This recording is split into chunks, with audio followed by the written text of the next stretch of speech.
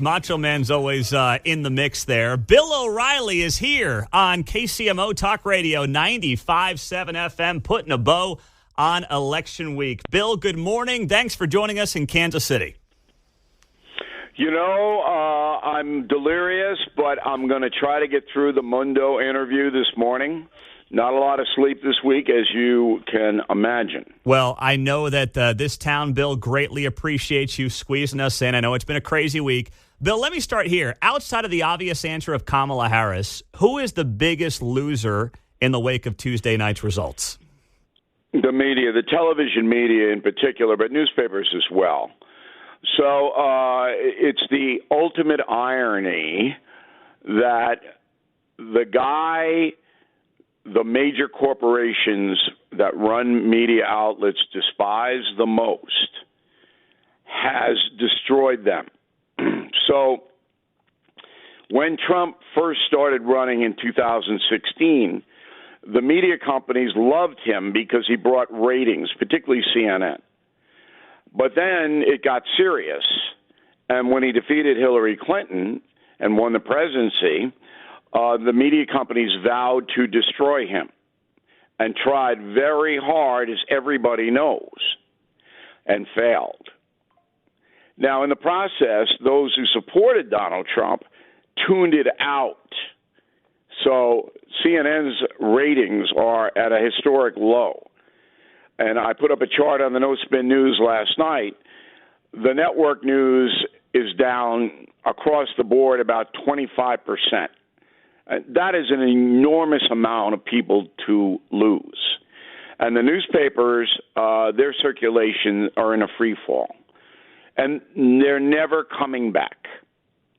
So Trump, you know, if you want to talk about revenge or retribution, he's sitting there and passively, because they hated him so much, it led to their demise. It's an unbelievable media story. It is. All right. So then on that note, when you look at Donald Trump and some of the commentary I've heard from the No Spin News this week, I know you've been on News Nation as well a lot. You talked about Donald Trump and just being the hardest working guy you've seen and been around, and you've known him for, 35, 40 years at this point. What is it that Donald Trump wants to achieve when it comes to his legacy as a president, now doing something that's only been done one other time in American history, and that's serving 2 unconsecutive terms? Right, Grover Cleveland. And when you read Confronting the President, you'll see that Cleveland's second non-consecutive term was a disaster. So Trump has got to be very careful here. He has an amazing mandate to get a lot of things done, but he's got to move fast because midterms are usually not kind to incumbent presidents in their second term. You can ask Barack Obama. But I think what Donald Trump would like to do is raise the economy to record levels. I think that is job number one for him. Mm-hmm. And I haven't spoken to him in about a week, but next time I do, I'm going to talk to him about his historical legacy. He needs to start to work on that because he doesn't want to let his enemies define him. And right now, his enemies control the media, academia, and the history industry, with the exception of me. Now, thank God I'm the biggest history guy, but if you read all the other history books and know the authors of them, they hate Trump. So he's got, if he wants to have a legacy in history, he's got to do some work. And accomplishments are first, but he's got to be able to frame things in a non-confrontational, factual way. On that note, Bill O'Reilly, I did see Confronting the President still well into the top 10 for the New York Times bestsellers list. So it's got to be a tough week at the New York Times between Donald Trump winning in a landslide and you still being on the bestseller list. They're not having a good week, are they, Bill? Well, 9 weeks for Confronting, and we're still very competitive on Amazon. I think there's only 2 books, Melania, one of them, ahead of us. Most of the stuff on Amazon is, 6-year-olds sliding down the chimney at Christmas, those kinds of books. The Halloween books and, spooky this. But real books, nonfiction, I think there's only 2 ahead of us. Yeah. And that's a good thing, because if you read Confronting the Presidents, as you have, you really learn a lot about your country, and you understand what the power level is for the presidency. I mean, Americans go and they vote, all right. But the power that we hand single individuals is astounding. Trump is by far the most powerful person in the world. And he can do good things or bad things. And we're all hoping he does good things. Mm-hmm. So what about this new coalition of, I don't know if they're just Trump voters or if they're permanent Republican voters, where you saw big swings in Hispanics, especially Hispanic men. You saw this with black men. You saw it with young men of all backgrounds and all colors. How does Trump and how does the Republican Party sustain this after hitting record levels of Latino voters for the party at any point in modern history? There's only one way, and that's to improve real wages for working Americans. That's why Harris and the Democrats lost. Because all the BS about, turning the page and I'm going to do this and nobody bought that. That's just political gibberish. The American voter, are suffering.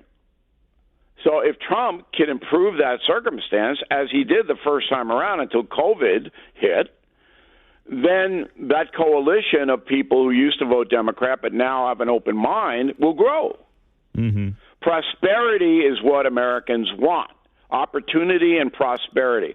All this garbage about ideology and woke, and I'm on a big campaign, and I'm happy to tell everybody in the Midwest about it. And Mundo, you're dominating out there, I understand. I'm on this big Not Woke campaign. We got shirts, we got bumper stickers. I mean, they're great. And the woke stuff will disappear if Trump can spur the economy, and people will take a look and go, this woke stuff's not doing us any good. And it's not. Mm-hmm. It's not. Mm-hmm.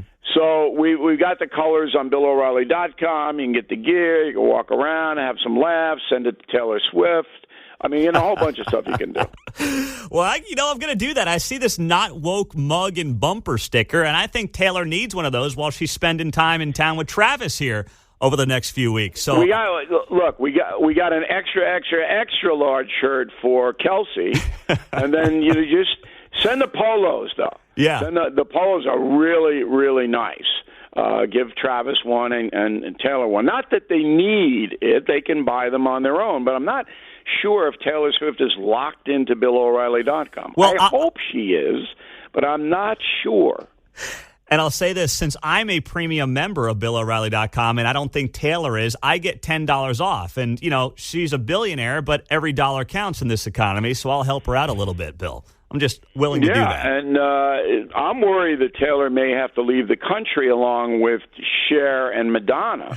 Don't forget De Niro. If all three of those ladies decide to pack it, I mean, we're in big trouble entertainment-wise. I know. And that's what I'm writing my column about on Sunday on BillO'Reilly.com. Anybody can access. You don't have to be a premium member. You can just go and read it.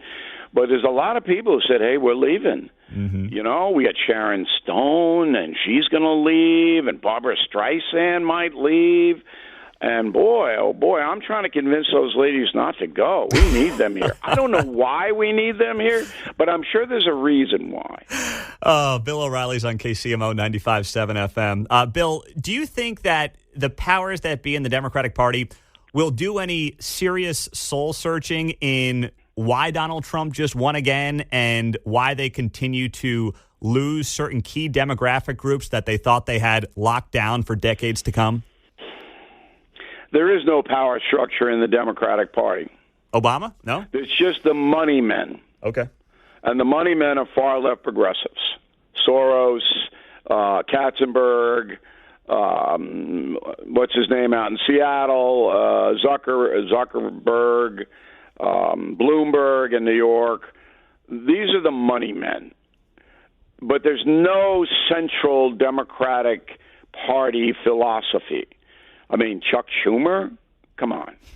Nancy Pelosi's 112.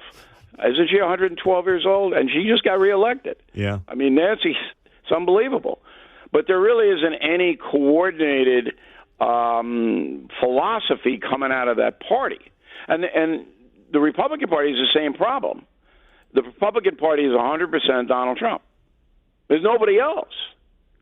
But the progressive money men, they're not going to back away from their vision of America being a semi-socialist country. That will not happen. All right. Now, the Susie Wiles hire as chief of staff, Bill, it sounds like this is someone who, and I think you told me this first. I found out a bit about this from you over the summer when we were watching the Dolphins on your back porch, and you said Susie Wiles' father is Pat Summerall, the late Pat Summerall, which I didn't realize, but now everyone knows since she got the chief of staff gig. What does that signal about this administration under Donald Trump and how it might be different from 2016?